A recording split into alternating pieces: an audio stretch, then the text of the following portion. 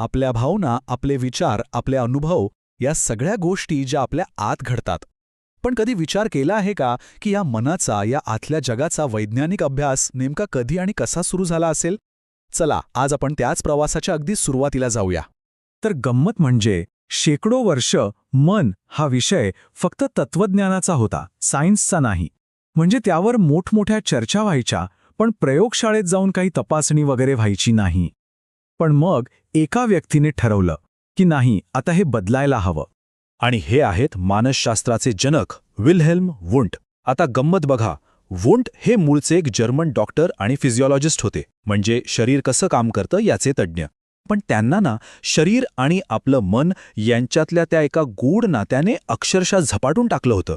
आणि ह्याच वेळातून, ह्याच कुतूहलातून त्यांनी मानसशास्त्राचं संपूर्ण चित्रच बदलून टाकलं. त्यांचा प्रवास खरं तर वैद्यकशास्त्रातून सुरू झाला. बघा, 1856 मध्ये मेडिसिनची डिग्री घेतली. मग अनेक वर्ष त्यांनी शरीर कसं काम करतं हे शिकवलं. पण हे सगळं करत असताना त्यांच्या डोक्यात एक वेगळाच किडा वळवळत होता. तो विचार होता की अरे, आपण फक्त शरीराचा अभ्यास का करायचा? शरीर आणि मन यांना जोडणारा जो पूल आहे त्याचा अभ्यास कसा करता येईल? आणि खरं सांगायचं तर याच एका प्रश्नाने पुढे जाऊन मानसशास्त्रात एक क्रांती घडवली. आणि हा विचार त्यांनी फक्त डोक्यात ठेवला नाही, त्यांनी चक्क एका पुस्तकातून जगासमोर एक धाडसी दावा केला. ते म्हणाले, मी विज्ञानाचं एक नवं क्षेत्र तयार करण्याचा प्रयत्न करत आहे. सोप्या भाषेत सांगायचं तर ते म्हणत होते की मनाचा अभ्यासही प्रयोगशाळेत अगदी वैज्ञानिक पद्धतीने करता येतो. आता विचार करा, त्या काळात हा विचार किती क्रांतिकारक असेल. तर पुस्तकाने तर पाया रचला होता हो ना, पण वुंट हे फक्त विचार करणारे नव्हते, त्यांना कृती करायची होती. त्यांना असं काहीतरी करायचं होतं, असं एक पाऊल उचलायचं होतं जे मानसशास्त्राच्या इतिहासात कायमचं अगदी सुवर्ण अक्षरांनी लिहिलं जाईल. आणि मग ते वर्ष आलं ज्याने खरंच सगळं काही बदलून टाकलं. ते वर्ष होतं 1879. जर्मनीमधल्या लाइप्सिक विद्यापीठात विल्हेल्म वुंट यांनी जगातली सगळ्यात पहिली ऑफिशियल मानसशास्त्रीय प्रयोगशाळा सुरू केली. आणि असं म्हणतात की तोच क्षण जेव्हा आधुनिक प्रायोगिक मानसशास्त्राचा जन्म झाला. आणि लक्षात घ्या, ही फक्त एक 4 भिंतींची प्रयोगशाळा नव्हती. अरे, ते तर एक केंद्र बनलं.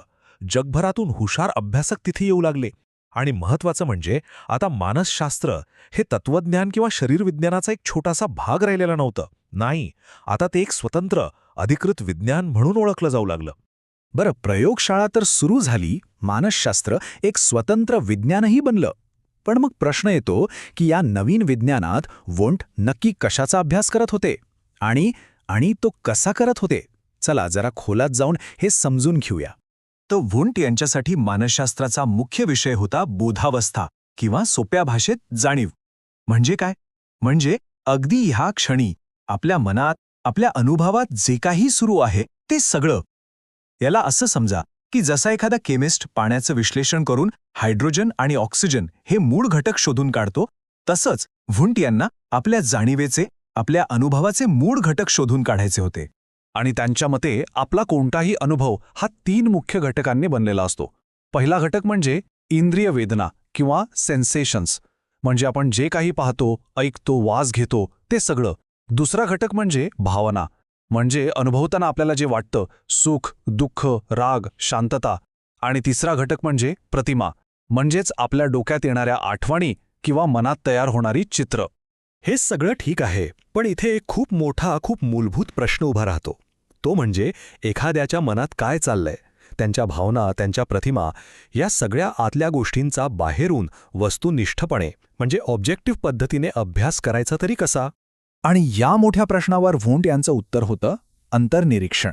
आता थांबा, हे काय आपलं सहज मनातल्या मनात विचार करणं नाहीये. नाही, ही एक अत्यंत कठोर, शिस्तबद्ध अशी वैज्ञानिक पद्धत होती. म्हणजे कसं, तर समजा एका प्रशिक्षित व्यक्तीला एका नियंत्रित वातावरणात बसवलं जाईल, त्याच्यासमोर एक विशिष्ट रंगाचा लाईट लावला जाईल आणि त्याला सांगितलं जाईल की हा लाईट पाहिल्यावर तुझ्या मनात जो अगदी पहिला विचार किंवा भावना येईल ती जशीच्या तशी, कोणताही मुलाहिजा न ठेवता सांग. आणि हेच प्रयोग अनेक वेळा वेगवेगळ्या लोकांसोबत करून त्यातून एक पॅटर्न शोधला जाईल.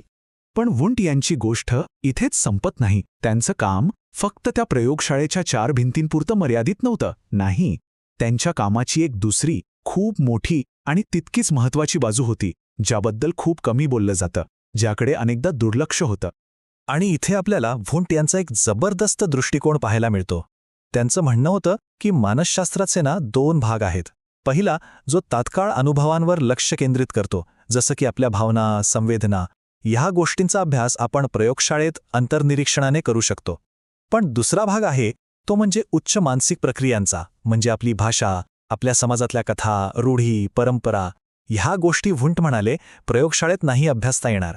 त्यासाठी आपल्याला बाहेर पडावं लागेल, इतिहासाचा, संस्कृतीचा अभ्यास करावा लागेल. तर मग एवढं सगळं ऐकल्यावर आज आपण वुंट यांच्याकडे कसं पाहतो, त्यांचा वारसा नेमका आहे तरी काय? चला आता त्यांच्या कामाचं एक मूल्यांकन करूया. त्यातल्या चांगल्या गोष्टी आणि त्यातले काही विरोधाभास दोन्ही पाहूया.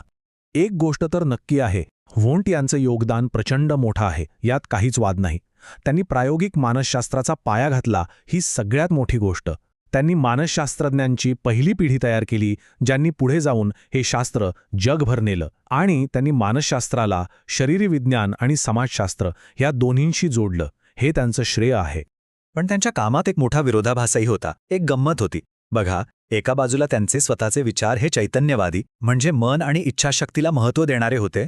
पण दुसऱ्या बाजूला त्यांची वैज्ञानिक पद्धत मात्र पूर्णपणे वस्तुनिष्ठ, म्हणजे फक्त दिसणाऱ्या फॅक्ट्सवर अवलंबून होती. आणि सगळ्यात मोठी गंमत म्हणजे त्यांनी ज्या अंतर्निरीक्षण पद्धतीला विज्ञानाचा दर्जा दिला, त्याच पद्धतीवर पुढे जाऊन टीका झाली की ती तर पूर्णपणे व्यक्तिनिष्ठ आहे, ऑब्जेक्टिव्ह नाहीच. आणि हे आपल्याला पुन्हा एकदा वुंट यांच्या त्याच मूळ प्रश्नावर आणून सोडतं, जो प्रश्न त्यांनी 100-125 वर्षांपूर्वी विचारला होता आणि जो आजही तितकाच महत्त्वाचा आहे.